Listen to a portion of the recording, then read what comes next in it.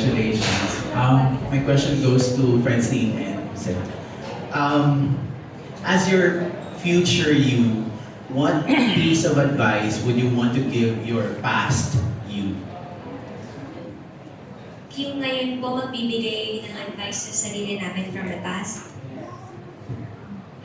I-try natin Chin like 15 years ago.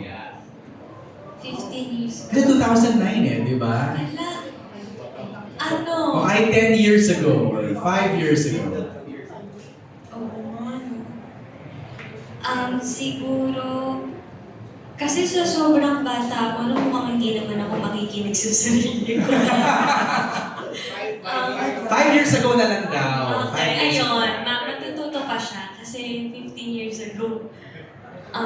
Ang masasabi ko sa sarili ko 5 years ago, tama yung ginagawa niya. Tama lang na sa lahat ng ginagawa niya, sa lahat ng sinusunod niya, tama yun. Yun ang dapat niyang gawin, pero huwag niyang kalimutan yung sarili niya habang binibigay yung lahat ng request ng iba.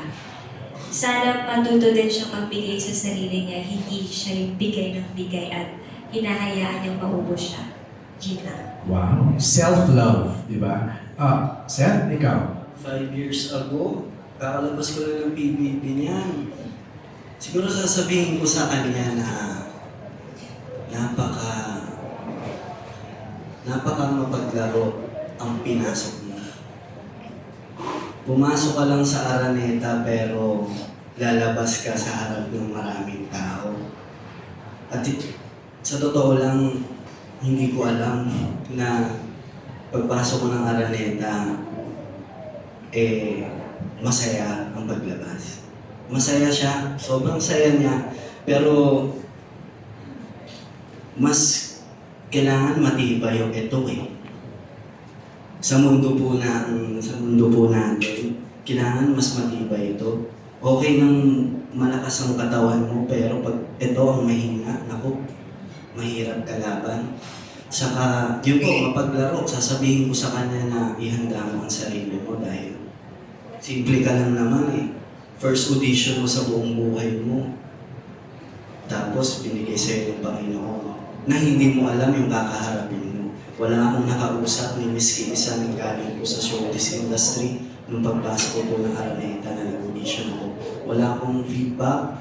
Wala akong background na kung ano man ang mangyayari, ano ang buhay ng pagiging artista. Sasabihin ko lang,